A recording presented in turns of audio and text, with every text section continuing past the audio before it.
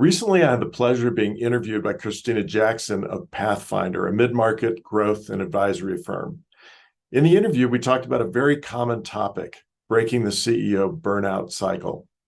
In this clip, Christina asked me to share about burnout from my experience. Something in this may resonate with you. Connect with me. Let's schedule a conversation. Here's the clip. The first topic that we're going to discuss is breaking the burnout cycle. So what we're trying to showcase in this article are some CEO success strategies about breaking that burnout cycle, and what to do when burnout and complacency set in and things along those lines. So to jump right in, we hear that term all the time, burnout, but can you define what burnout means in your own words? It's interesting you mentioned this. I just put out a short 3-minute video on LinkedIn about wearing too many hats. I watched that.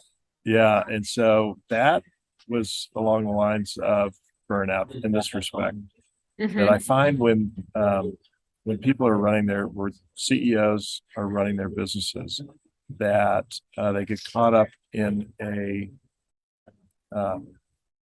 cycle of being the person everybody comes to for answers, or being the person that wants to just get things done instead of having the patience or taking the time to develop the processes and to really make sure we've got right people in the right seats and to train people how to be great problem solvers.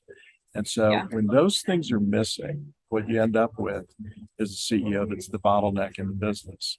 And typically when you're and it doesn't have to be just the CEO, right? It could be the COO. It could be one of your directors and managers, VPs, that is either taking the path of least resistance, right? Or maybe the business is just growing fast and there's a tendency to want to just throw answers at questions or throw expedient solutions at problems, but they'll keep coming back up again, right? So we have to work to train our people to be scalable, and it takes patience to do it, right? And I think that that's probably one of the key success factors that's often missing.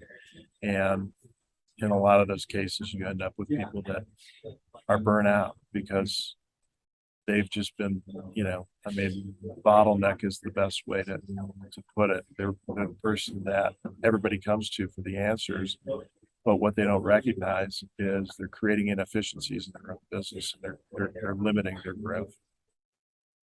Absolutely. No, it's such a great Or point. maybe they realize it, but they're not sure how to get out of the cycle. Yep. Absolutely. And that's how I help a lot of the people that I work with to recognize and to get out of that cycle.